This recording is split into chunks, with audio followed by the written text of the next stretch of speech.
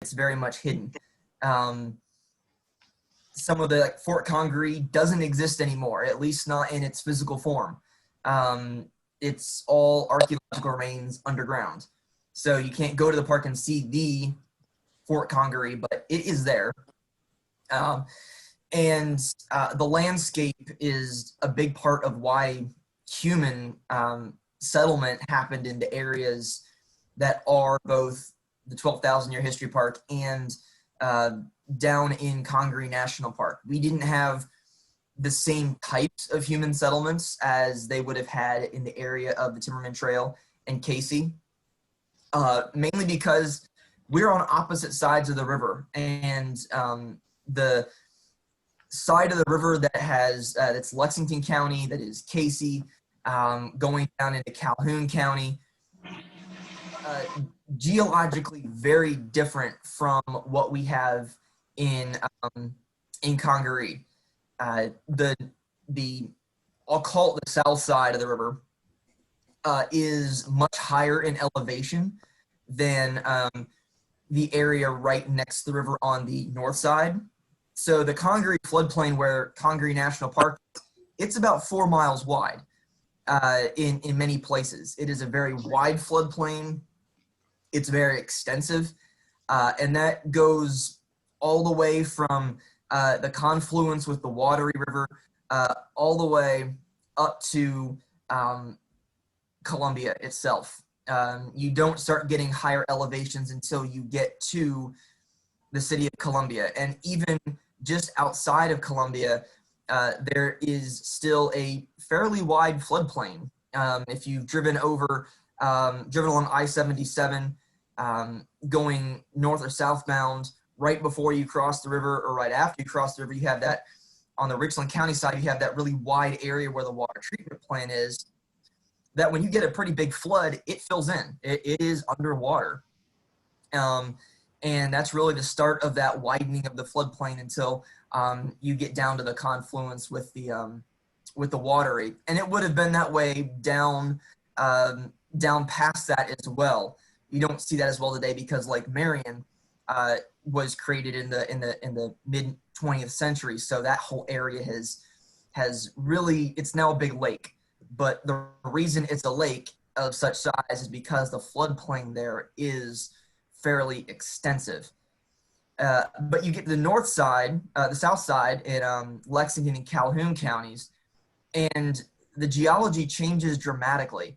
You have much higher land there. The floodplain, if there is floodplain, tends to be very, very, very narrow. So it doesn't get the extensive flooding that that we would see on the Congaree National Park side, but there is still floodplain, and it might not be as extensive, but we do have some very similar forest ecosystems between our two parks. So if you're walking on the Timberman Trail, if you were to walk through that forest environment, you would see bald cypress trees. These are these very tall trees. They have a very wide base.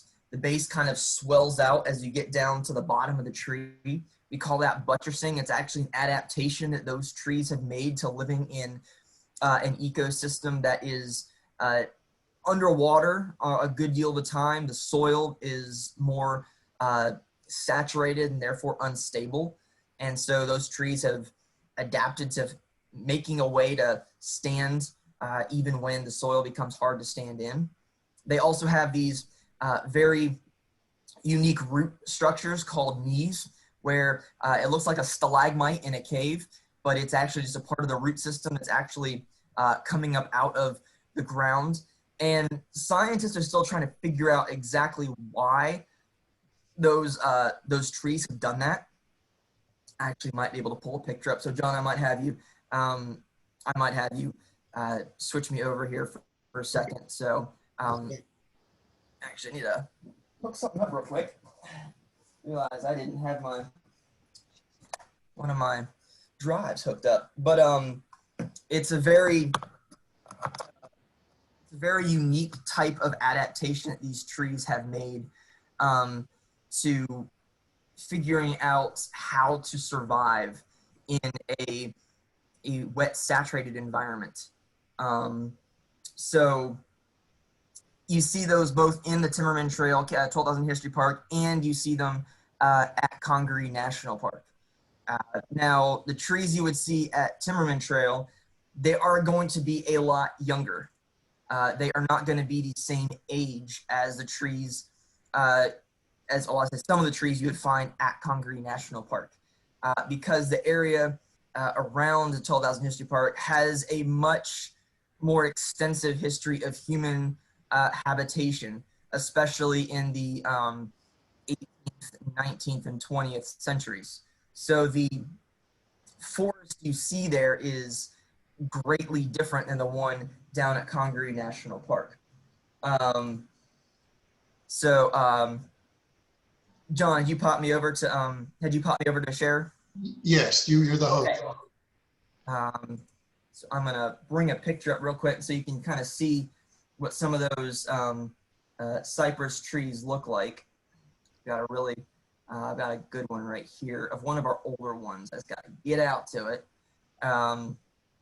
But trees in the Congaree floodplain, in some instances, they are as much as 700 to 1,000 years old, possibly even older.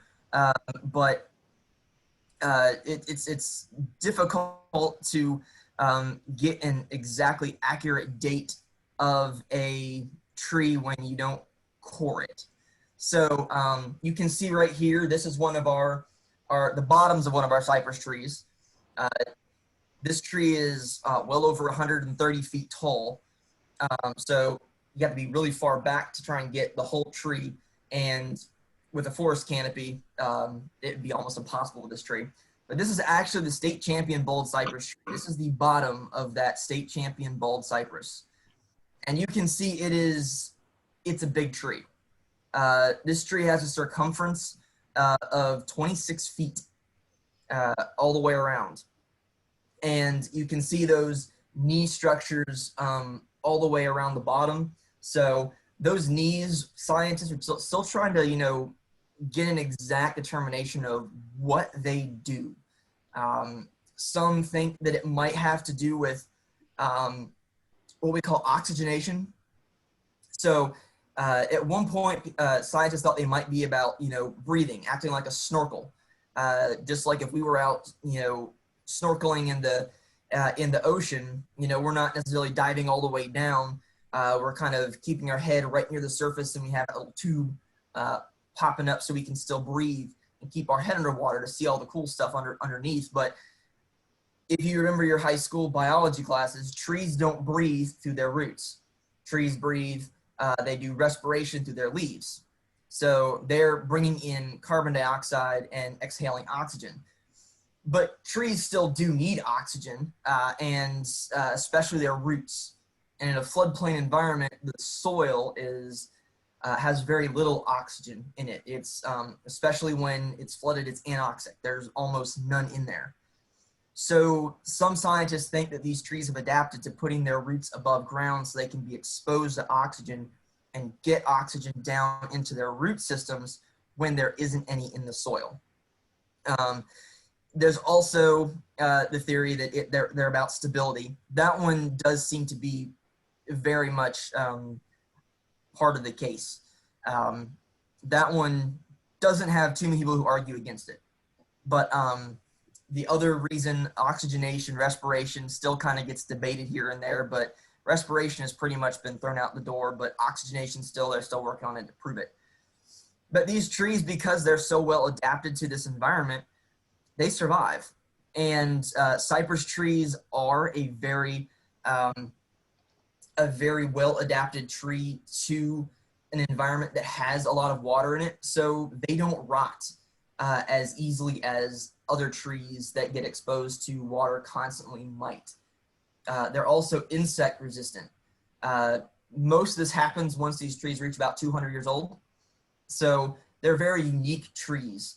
But because of those properties, the reason we don't see as many trees as old as these is because most of them were cut down. these bottomland forests that had these just magnificent, gigantic bald cypress trees, you don't see them as much anymore because over the period between the late 19th and the up to the mid 20th century, these forests pretty much got leveled because cypress was such a highly sought after building material for both housing materials, shingles, siding, docks and piers, because you could take the posts, the piles made of cypress wood, drive those down, and they would last for seemingly ever. And even boats, because cypress wood in boats makes for a great boat, doesn't rot. You're not going to have that rot that you would get on other kinds of wood. You don't have to treat it as much. So you don't see these forests as much anymore. And that's why Congaree is such a treasure, is because it does have those trees still there. And if you know a little bit of the Congaree, 12,000 Year History Park, you know that area was very much cleared out, especially in the mid 19th century when they were building the earthworks to defend Columbia. So that area would have been basically cleared back so that they would have lanes for shooting. They would be able to see their opponents coming and be able to hit them from a long distance. And that requires taking down all those trees. Plus that land was farmed and all kinds of other different human activities that have taken back that forest. But it has been regenerating and recovering. It's probably, in some cases, some of those trees are getting to be around 150 years old in some locations of the 12,000 Year History Park. So if you see what that forest looks like, you can then come down the river to Congaree and see what a forest even older looks like. And I did see a question that got popped up, get to it. Someone, Ben had asked, are there Tupelo trees in the 12,000 Year History Park floodplains as well? And how do you tell the difference between the Tupelo and a cypress tree? And that's a great segue, because that's where I was going. Yes, there are Tupelo trees in the 12,000 Year History Park.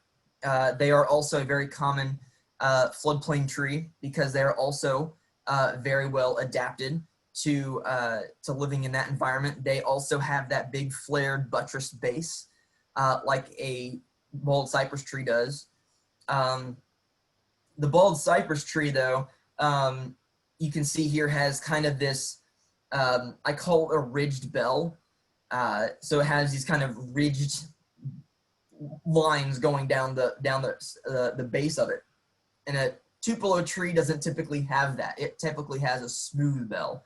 I've actually got a Tupelo tree kind of right off to the far side of this cypress tree. So this is a Tupelo tree right here. You can tell it kind of has that swollen base. It's not as pronounced as others, but you can see it's not as ridged. It's much more smooth as compared to the cypress tree. And its roots, it does try to keep its roots above the surface as well, but they don't produce knees. It looks kind of like ropey coils of roots all along the surface of the forest floor. We're not sure if it's trying to oxygenate that way as well, but it does try to keep it fairly close to the surface, if not above the surface, during floods. So a couple more people who are going to jump in here. So we have those two types of tree. Oh, and how to identify a Tupelo tree. Besides the bases, the leaves on these trees are much different.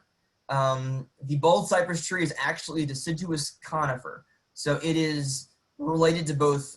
It is similar to pine trees in that it has needles and cones. That's how it reproduces. It produces cones. That's where its seeds are. And its leaves are it looks kind of like a fern-like needle, but they are needles, just like a pine tree would have. But unlike a pine tree, it's not evergreen. It'll drop its needles every fall. So if you go out right now and start looking at those cypress trees, they're getting all rusty red, and give it a month and they'll be bald. hence the name bald cypress. They are bald for the wintertime, and then once spring comes, they'll pop those leaves, those needles back out. Tupelo trees are just straight deciduous trees. They are broadleaf trees, so they have kind of this ovate leaf. The different types of tupelos we see here in South Carolina are the water, the black gum, and the swamp tupelo. They have, instead of cones, they will have a fruit. We call them Tupelo drupes. The water tupelo, they actually make really big drupes. They look kind of like olives that fall down to the forest floor. So if you're walking in Congaree or possibly 12,000 Year History Park and you see what looks like olives all over the forest floor, those are the Tupelo drupes from the water Tupelo. And then both the black gum and the swamp Tupelo, they have smaller ones. They look kind of like little blueberries, but they're still kind of oval in shape. So they do have a fruit that they produce. Are beavers an issue in Congaree? I wouldn't call them an issue. So they're part of our natural environment. We have them.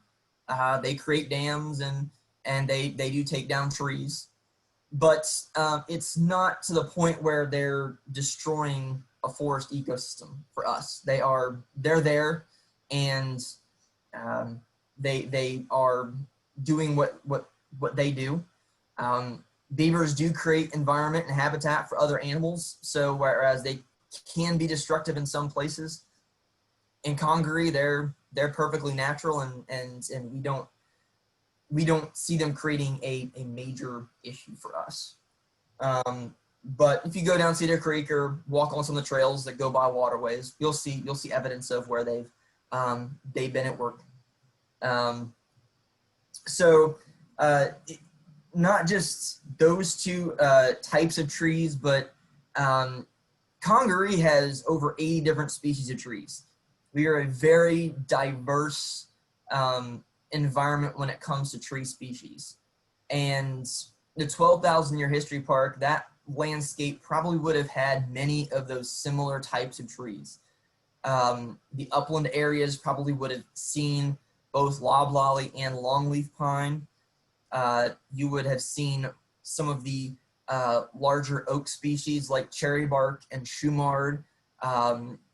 Swamp chestnut oak are also very common in these types of environments. Persimmons, pawpaws, lots of different types of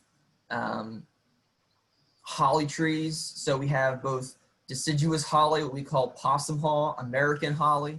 You may have even found, it's more shrubby, but it's called yopon holly, which would have been a very important plant for the Native American inhabitants of this area, because they would have used yopon leaves to make what they called the black drink. Yopon leaves tend to be very high in caffeine, and so it's not going to be like, my coffee right here that's going to keep me awake, but it has such a high concentration of caffeine. It was used more as a purgative. So it was used to cleanse your system, possibly for religious ceremonies, religious purposes, and things of that nature. So you would have found yopon in those more upland areas. So we have very similar ecosystems, just of different sizes and densities. But both of our locations have seen the effects of human habitation. Congaree National Park has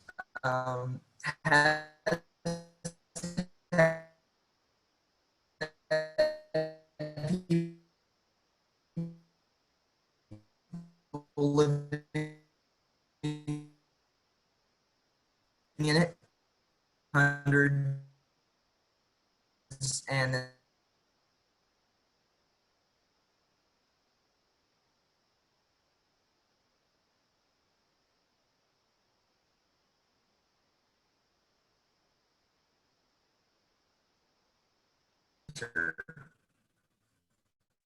So,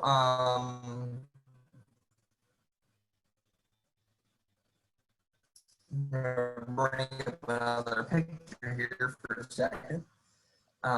Let it load. It's starting to rain outside. It's big. But that's actually me standing on the feet of a couple of my coworkers, and I'm looking into that tree. I'm looking inside that tree, and they make a really important habitat. So some of the reasons that some of these trees still stand is because they are hollow. The loggers who saw them figured they wouldn't be worth anything, so they let them stand. And thankfully, because they let them stand, we still have them today. Congaree National Park has about 11,000 acres, but we would still call virgin or near virgin bottomland hardwood. So Tom asked he said that he asked the Congaree bottomlands seem an ideal habitat, a place for bear habitat. Though now the area is small and fragmented. A friend recently saw a mother and 2 cubs in the lower Savannah River. Got a clue on when the last bear was seen in the park. So in the park itself, the last time we've had a documented evidence of one in the park, I believe, was sometime in the late 80s, early 90s. And they did find a bear track on one of the trails. However, a couple of years ago, we actually did have one of our park neighbors who's on one of the hunt clubs nearby, has a trail cam, has a game cam on his feeders, and he got a picture of a black bear up at one of his feeders. And the forest you see in the background of that picture, that is the park. That's Congaree. So they probably pass through more frequently than we know. I wouldn't say they're common, but they probably do pass through. We just don't see them very much because the park is such a vast area that is, only really accessible by boat or by foot. And so bears are good at hiding. We don't see them very much, even when they are out. So I would say they probably might pass through, a couple maybe every year, but we just don't have a definitive answer on that. Like I said, the last time we have definitive proof of a bear in the park was late 80s, early 90s. People say they see them in the park, but they say they only caught a fleeting glimpse of something black moving through the underbrush, and it's more likely that's a feral hog than it is a black bear. But yeah, we do know they are in our area. It's just we don't see them as common as one might think. But very, very good question. Very good question. So just to kind of keep on with that it is ideal bear habitat. There are a lot of things that the bears could eat, by the way. Plenty of mast on the forest floor. We have over a dozen types of oak trees that you can find in the park, from water oak, willow oak, laurel oak, all the way up to those bigger ones, the shumard, the overcup, the cherry bark, swamp chestnut. Plenty of food for them to eat. So it would be decent habitat. There's a lot of places for them to hide. So that's another reason why we think they could be in there more frequently than we know, because there's plenty of food for them, but we just don't have any hard proof that they're there as frequently as they might possibly be. John. So John, as far as other plant communities go, one of the reasons. Oh, go ahead. I was going to say, I think there's some signs of bear that have been seen in the Heritage Preserve, and we assume that that they do habitat, the 12,000-year history park, but I'm not aware of any specific sightings. Yeah, they are seen more often on the Calhoun County side across the river from us than they are seen on our side. People see them on their game cams over in Calhoun. I hear about it at least once a year that someone sees a bear over there. So it's another reason why, we think it's possible that, they may be in the park as well, passing through. You just don't get a chance to see them. So yeah, they're probably, there's probably a good deal of passage between the upstate areas in the mountains where I've seen them here in South Carolina, down towards the coastal plain, near the coast itself. Like Myrtle Beach has a fair population of black bear down there. So Jennifer actually asked a question about she asked about English ivy, but I'll kind of cover this over to invasive plants as a whole. So as far as invasive plants go in the park, we work with our a regional team. They're actually based in our park, but they're not an actual park resource itself, called the Southeastern Coast Invasive Plant Management Team. And they will try to get projects going if an area is easily accessible to take out some of our invasive plants. Last fall, we did a poll on the western side of the park for Perilla frutescens, also known as beefsteak plant. It just depends on what kind of plant they're trying to get at, because different plants have different methods of actually being able to get rid of them.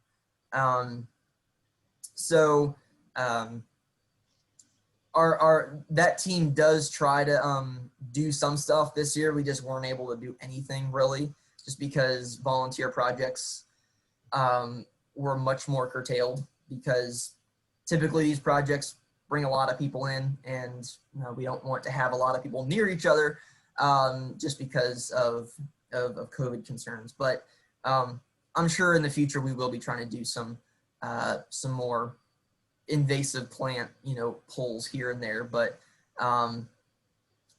keep an eye out. We'll definitely post about volunteer days. But we do have a number of unfortunately invasive plants, some of which I do see at the 12,000 Year History Park too. Things like Perilla frutescens. I also see things like the Chinese and Japanese privet. They're also pretty prolific. We do try to take care of privet in our park as much as we can get teams out there. That one typically requires a combination of what we call cut stump and herbicide. So they'll have to cut the tree and then they'll have to spray an herbicide on it. It's a lot of work, and carrying a backpack sprayer is not easy, especially when the time to do it for a specific plant is in the middle of the summer. We also do have some Chinese wisteria, which is beautiful. It looks gorgeous, but it is unfortunately just a very aggressive vine plant. It'll take over, and it does cause problems with some of our trees, because vines in and of themselves, they'll use a tree to climb up. And so you come to the park, either one of our parks, and you'll see vines going up trees, and that's normal for a vine. But when you get these very aggressive ones like Chinese wisteria, when they get up into the crowns of the trees, actually give it more wind resistance, and so those trees will actually fall much easier because they see so much more resistance to strong winds. So when we get major thunderstorms or tropical systems that come through here. Big task, and certain ones we have things like herbicides that we have to use that make it a little more specialized. And so, yeah, unfortunately, sometimes we can't get help on certain species, but things like beefsteak, perilla, and other ones, sometimes we can get some good sweet gum. And we've been working to kind of clear back some of the sweet gum in certain areas, especially where we're trying to reestablish longleaf pine. So yeah, lots of those trees. That's one of the reasons why we do that, because we're trying to protect the habitat for a lot of these native trees. And one thing that you may hear a lot about, especially because they finally have found it up in up near Charlotte, are some of those plant pests like emerald ash borer. We thankfully have not seen any emerald ash borer in our park yet, but tree diseases like Dutch elm disease and chestnut blight, they've taken out so many trees in the Northeast, even down to here. They don't do as well in very diverse forests because it's harder for the disease to spread. So we actually have some pretty impressive elm trees in the park that, because they are spread out, they aren't in these really tight groups like in other forests. Dutch elm disease, if it got down here, would probably not do so well. So, that's one reason why having a diverse forest is really important, because it does help. Not always. I mean, the Great Smokies is a very diverse forest. Unfortunately, chestnut blight hit them really, really, really, really, really hard. There are very few of those large American chestnuts left in the Northeast. But as we allow these forests to kind of do their thing as we protect certain plots of land, over time, those forests will, continue to regenerate.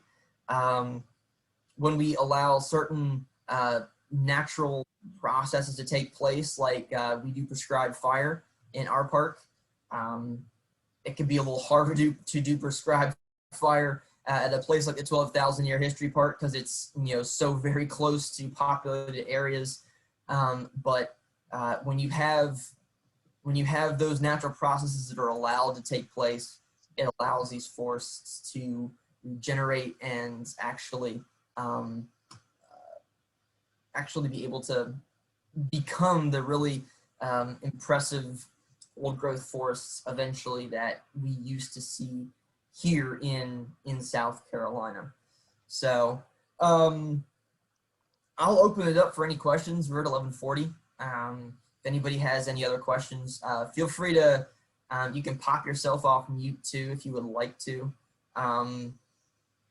ask a question, or type it into the chat. I'm more than happy to answer questions either way, but I'll open up the floor. John, I think the flooding situation, 12,000-year history park being in a floodplain, there are a lot of similarities with what happens in Congaree National Park.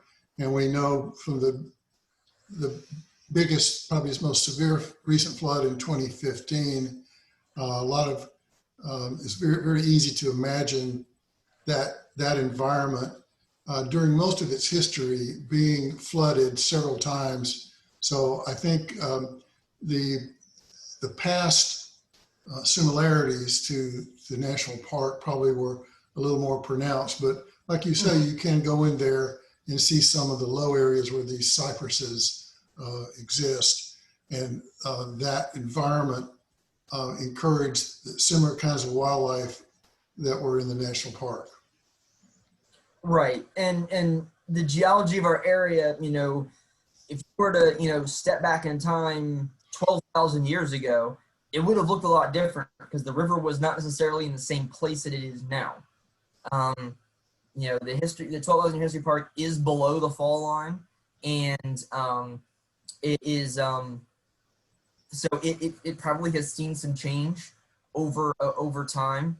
Maybe not as much as, like, say, the Congaree floodplain down where we are, because you know the geology there is different in some ways, and it's on the opposite side of the river. But yeah, it has definitely changed over time, and floods have been a major part of why it's changed. It's been, the river course has changed multiple times over 12,000 years. So a couple questions real quick. Pat asked about wildflower populations. We do have wildflowers. We've got, you know, a fair amount, depends on the time of year. So you come out in the springtime, you'll see things like butterweed, and I think so. We got, might see some Indian pink, and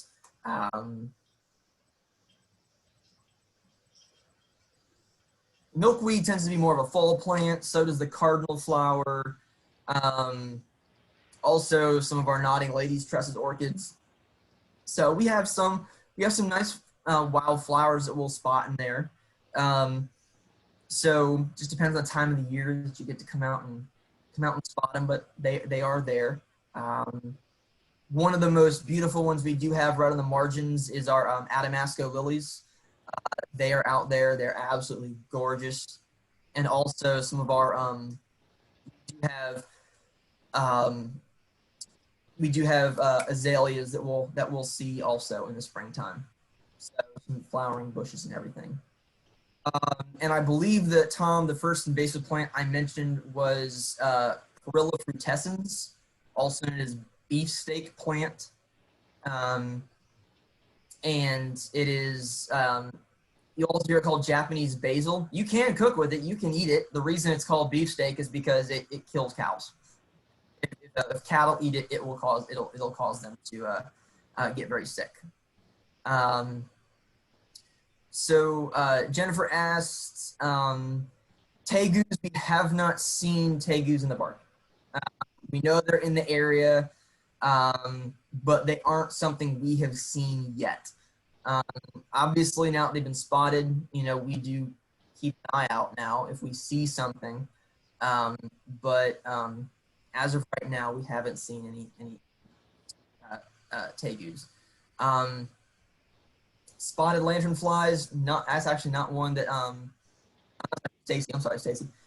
Spotted lanternflies, that's actually one I haven't heard of. So it's not one that I believe we're on the lookout for at the park. But 12,000 Year History Park, John, you know anything about spotted lanternflies? No, not specifically. Okay. So yeah, not one that I've heard that we've been looking for. So I have to ask our resource manager to see what they know about that. And then Jennifer, she's the one that I saw the name, but I put the wrong question with. Pawpaws are kind of one of those native fruit bearing trees that they're pretty prolific. We just don't get to see the pawpaws so much down at Congaree, down at our part, is because unfortunately once they hit ripe and they start falling off the trees, the feral hogs start to get to them real quick. So I've gotten to taste them in a couple places. They're delicious. That crosses between a mango and a banana is how I describe them, but they're very tasty. And we do have some fairly large pawpaw trees down in Congaree. And I have seen smaller ones in the 12,000 Year History Park. I'm sure they probably have some decent sized ones in there too. But they are there.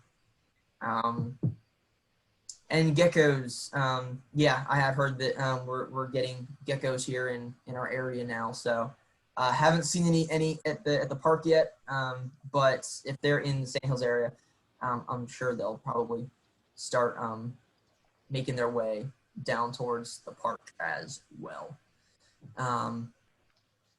So if you do come down to Congaree National Park, just kind of a word about fruits and mushrooms too. You are free to collect certain amounts.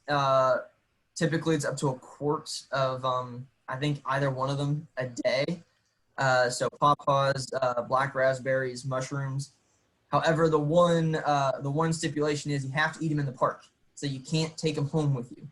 So you can bring the mushrooms out, clean them, and cook them at the campground if you're camping overnight, or at the picnic shelter, but you can't take them home with you. So that's one of the stipulations that we have to follow, that comes out of the federal regulations. But they're there. You can, if you see a pawpaw and you wanna try one out, it's nice and ripe, go for it. I definitely would clean it first. You got some water with you, but yeah. But yeah, those are there to be tried if you so desire. The black raspberries this year were amazing. I found a good bunch of them this year, and I think it was mainly because we unfortunately didn't have a ton of visitors on the trail where they typically are most prevalent, and so people weren't picking them as much. So they were there in more abundance than I typically get to see. But alligators are in the park, just like they're at 12,000 Year History Park. I've seen a couple of good sized ones there in Congaree Creek, but they are at Congaree National Park. They're just not as prevalent because we just have so much enclosed area that they just don't come up there all that often. If we ever see them deep in the park, it's in places like Weston Lake, Wise Lake, where there's more open space. But they're more common down on the 601 corridor, down at Bates Old River, and also out on the river itself. So, but we're in their habitat zone, so we'll see them occasionally. They are there. They are there. But no, we don't see too many big ones, but we do know they're nesting there too. We have seen down in the eastern end of the park, young alligators. So so they are nesting in our area. So they do have a nesting habitat, which is a good thing. It's they're still on their way to recovery. They're much better than they were 20, 30 years ago. So I remember when I was a young kid, they were endangered still. They were considered endangered. And now they're much more prolific. So, any other questions, either in the chat or over the microphones?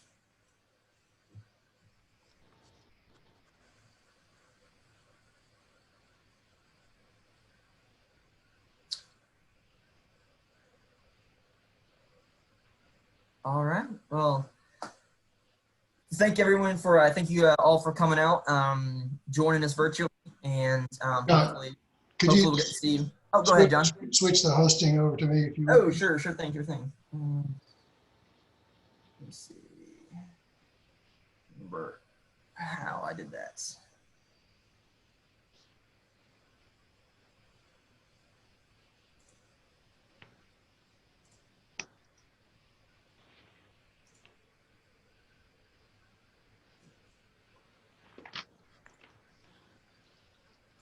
There we go. All right, you should be the host now. And click a button. Okay. I wanted to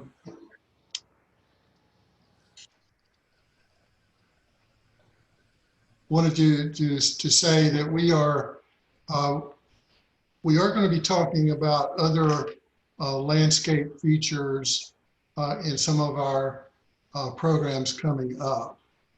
And is this slide visible, the website? Can you see that? No. No, John. Okay, let's see. All right.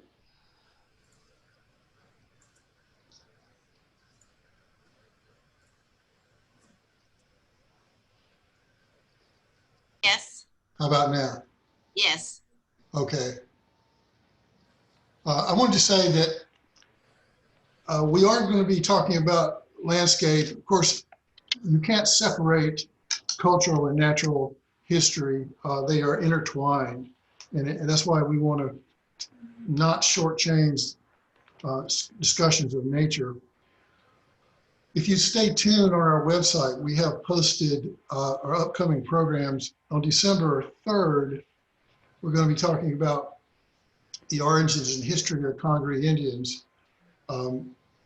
Chris Judge from University of South Carolina, Lancaster, and he's going to be touching on, I'm sure, some natural resource features of the 12,000-year history park area that attracted the prehistoric and historic Indian groups.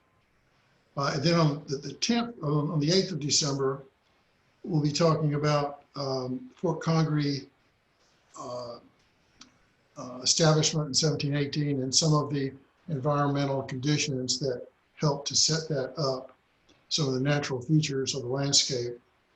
And on the 10th of December, we're going to be talking about, and also with Congaree National Park and Lexington County Museum, the settlement of the area, Saxe-Gotha, and Congaree Creek area compared to the lower Congaree Basin at Congaree National Park. So stay tuned for those. Check those out at our website, and we'll be sending out invitations to that. If you, my email is jhjameson@yahoo.com. If you want to send me a special message, I'll make sure you get that information about when those sessions are occurring. Upcoming on November 19th is our Battle of Congaree Creek virtual tour, so we hope you can join us then. And on the 1st of December, Tuesday, we're going to be talking about trade in the 18th century and sort of the life of a typical household, and we'll be doing that in conjunction with Lexington County Museum. So please tune in for these programs. Let us know what you think. Thank you for joining us today. Thanks, John, for your presentation and for your time and efforts. We sure appreciate it.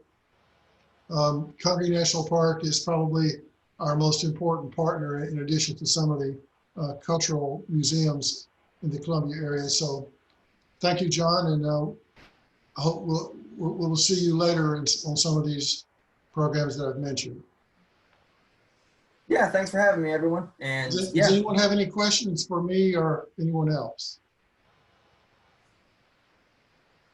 Okay, well, thanks, John, again. Thanks, everybody, for attending. We'll see you next time. Our next tour, like I say, is on the 19th, then December 1st, and then those others I mentioned that we're talking a little bit more about the landscape. So take care, everybody. Have a good weekend and stay safe. Have a good one, guys. Bye-bye.